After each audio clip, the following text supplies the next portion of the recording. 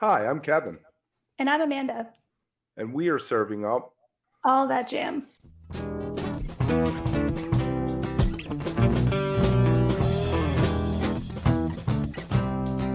All That Jam, Quick Hit. Getting to know trichromes. Why don't we start off with the origin story? How'd you guys get together? What was the impetus for creating the band? It's a funny story, really. Shane and I were in another band, and that band couldn't play the show. So we decided we had to make a new band in 1 month. So we're like, what do we call it? I was doing some gardening at the time. We're farmers, gardeners. So I was hanging out with some tomato plants, was touching some plants. I was like, whoa, why is this smell getting stuck to me? I was like, oh, it's Trichomes. I was like, Trichomes, that's kind of a cool band name. And that is how the band got named. Which is funny because everyone assumes it has to do with weed, but it's actually it was tomatoes originally. That is so awesome. I was curious if anyone was into biology or whatnot, but that explains it perfectly. Botany. I get down with botany. I do enjoy it. Is it the other guys that you brought in for that one gig? They are still in the band? Is that the same? So the original bassist, we had a trumpet player too at the time. They have since the trumpet player has moved somewhere else. I don't even know where he is now, but I do love Ed. Ed was a homie. The other guy, Carl, was the original bassist. We're still best friends. We grow hemp now together, so he lives right down the road from us. But yeah, no, we're still friends, but bands change members all the time. So the current lineup has been about the same for the past 3 years. The keyboardist in our band, he actually moved to Portland, Oregon, and then he came back and played keyboard. He was playing guitar before, so it's kind of like one of those, you know. Our friend Gavin always explains. He's like, yeah, it's like the guy from Mo. He like left and then he joins on some other instrument. I'm like, yeah, dude, totally. Yeah. Right. Jim, right? Yes. But we met Ian. We met Ian actually because he was at the Stone Church in Newmarket, and we lived right next to the place. So he was trying to get in, and his girlfriend at the time didn't have her ID. So he came to our house with like a 30 rack and was like, hey, can I come party with you guys? And that's how we met Ian. So it was it was very natural. The band came together all in pretty much just being friends, basically. So Right. And then what year was that? when we met Ian or when we started? When you first started? What with the gig? The gig that you had to recreate The the band first with? gig we ever had was the Stone Church. At I can't remember the exact date. I think it might have been in June because tomatoes were growing. So, Right. Very nice. Well, it's And 2014 though. We've been a band for basically a decade now. So, hence you got to have some member changes in almost 10 years. Unless you're fish. Right. Unless you're fish. Yeah. We're not though. So, I feel good about that. nice. So since then, I was checking out your recordings. I know that you've got a new one, or the newest one, Photosynthesizer.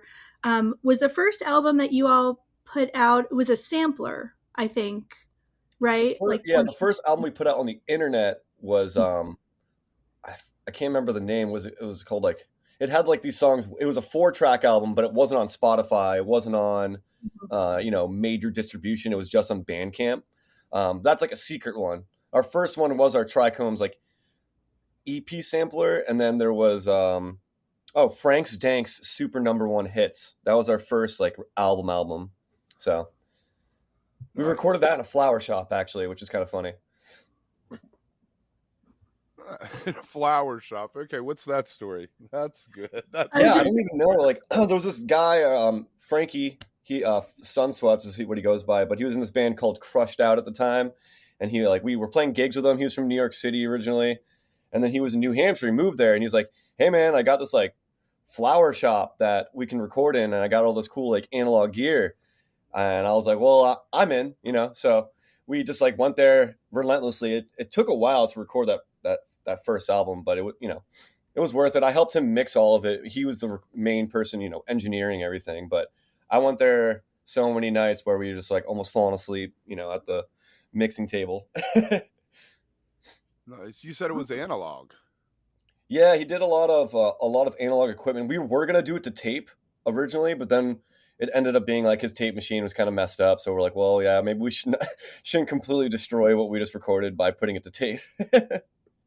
So you just ran it into digital from the Yeah, analog. we did from the analog sources. I mean, that's kind of what we would. The last album, I recorded everything like on a tube, mic.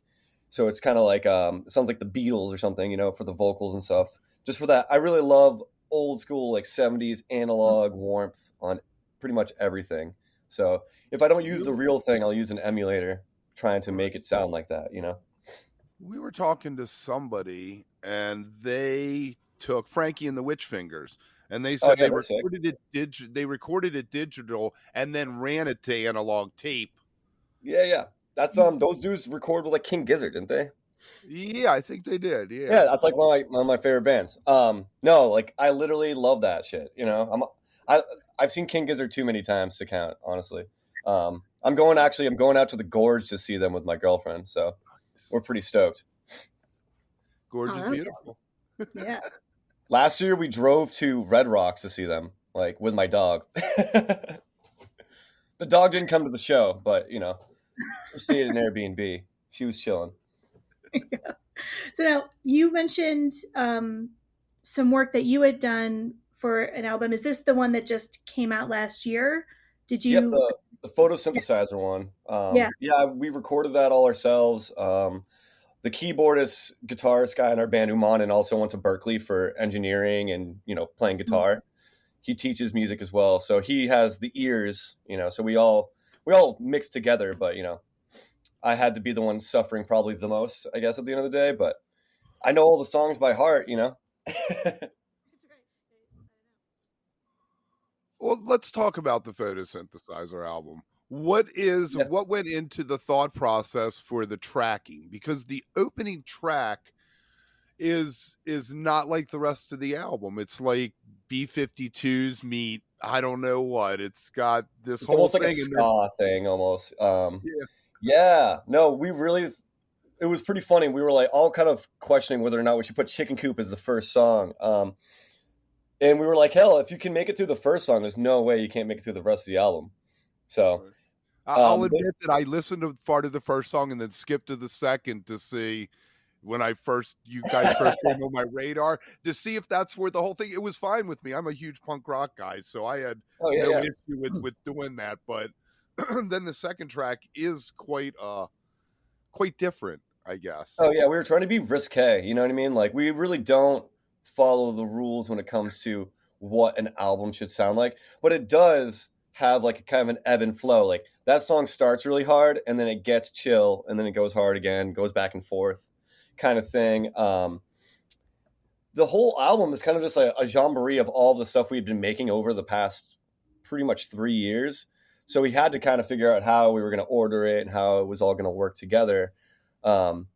I mean, if you keep listening to the album, you got A-Cab at the end, which is another kind of punk song. It's like a punk song meets like Afro beat. So it's definitely kind of confusing, but I think that's kind of the idea we're going for. It's music is not just one thing, So yeah, no, we're trying to. The next thing we're doing is actually kind of like a concept album where it's like it actually almost makes sense in the sense that one side is going to be a workout album and then the other side is going to be a punk album, but it's going to be vinyl, right? So one side you're working out and then the other side you're moshing, which is still a workout, just different type.